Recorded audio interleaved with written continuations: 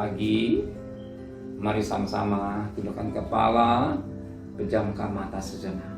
Bapa yang bersemai dan kerajaan surga, pagi yang cerah kami adakan mesbah keluarga, mesbah pribadi. Kami boleh naikkan pujian penyembahan pada Bapa di surga, dan kami juga boleh mendengarkan renungan firman-Mu.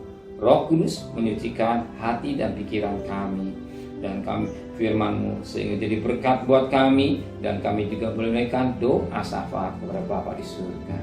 Haleluya. Amin. Shalom. Pagi, mari sama-sama kita akan membaca firman Tuhan Lukas pasal yang ke-8. Lukas pasal yang ke-8 ayat 40 sampai ayat 55. Lukas pasal 8 ayat 40 sampai ayat 55.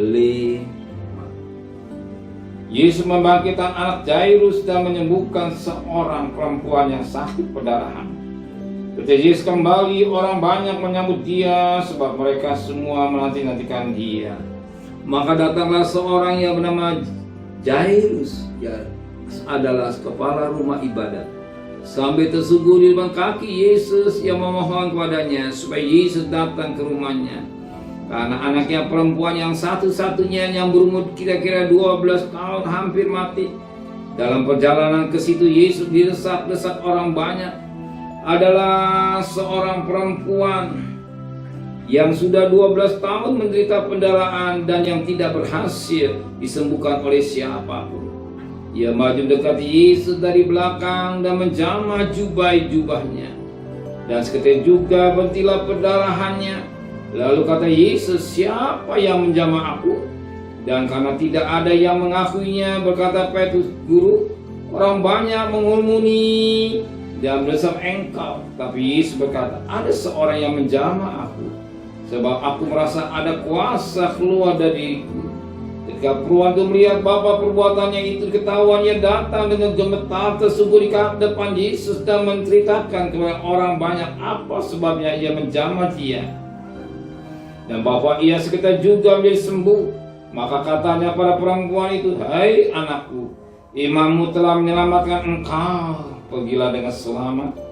Ketika Yesus masih berbicara, datanglah seorang dari keluarga kepala rumah ibadat itu dan berkata, anakmu sudah mati. Jangan lagi engkau menyusahkan guru.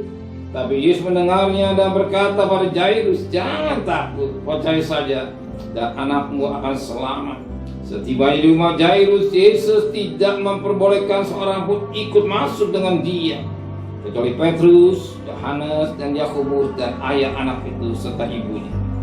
Semua orang menangis dan meratapi anak itu. Akan tetapi Yesus berkata, jangan menangis.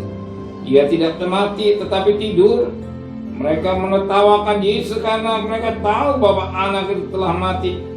Lalu Yesus memegang tangan anak itu dan berseru, kata Yesus, hai anak, bangunlah.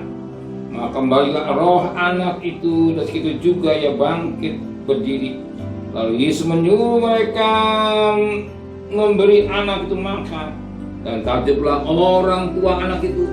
Tapi Yesus melarang mereka memberitahukan pada siapapun juga yang ada yang terjadi ini.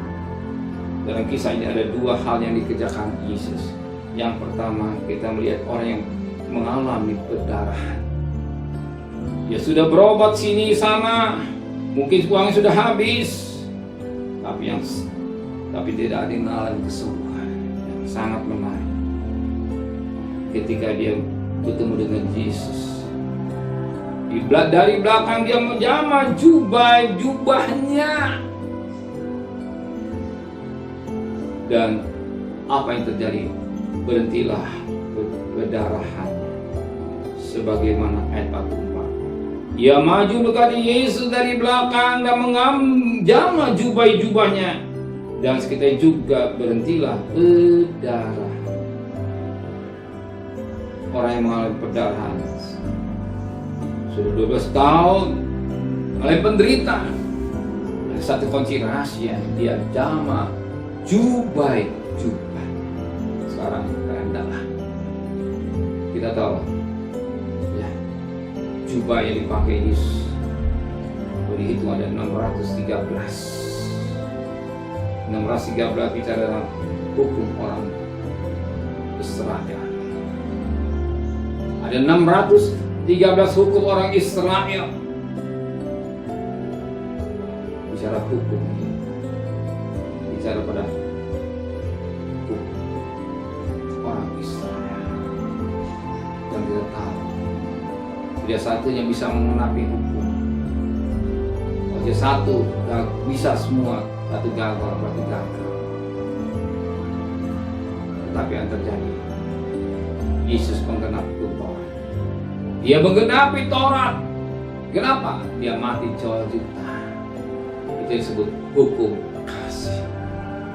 Pada kayu saliblah, pada kasih Kristuslah, pada kayu saliblah kita datang kepada Dia. Ada sumber pertolongan, sumber kesembuhan, sumber berkat, sumber segala-galanya. Karena kayu salib, datang pada salib, kayu salib. Batu pribadi yang tangan berubah paku dan sapu penolong dan membuka. Dan kita berkata, oleh birunya kita hampir sembuh. Oleh birunya sembuh. Kuasa salib betapa hebat, karena di salib ada satu pribadi yang menggenapi hukum Taurat. Dan wanita itu semua. Wanita itu semua. Pagi hari kita datang pada Yesus yang penuh kasih, yang penuh cinta, yang penuh segala-galanya. Yang kedua, kita lihat anak Jairus. Jelas Jairus bukan orang sembarang, kepala rumah ibadah. Dia juga mengalami persoalan, masalah.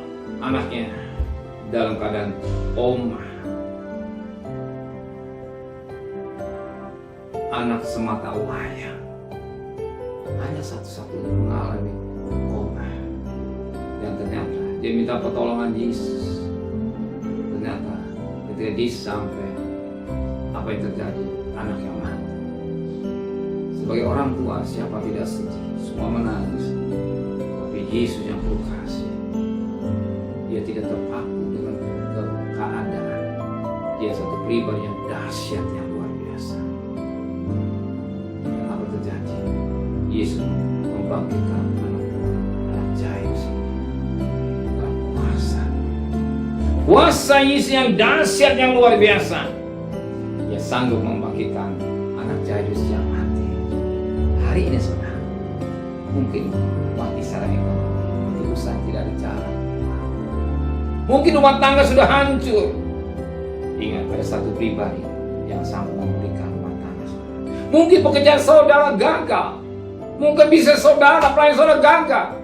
Ada satu pribadi yang sanggup membangkitkan dari kehancuran, dari kematian. Itulah Yesus. Menjeritlah di kaki Yesus. Saya percaya Dia tangannya terulur untuk menolong dan menyelesaikan persoalan.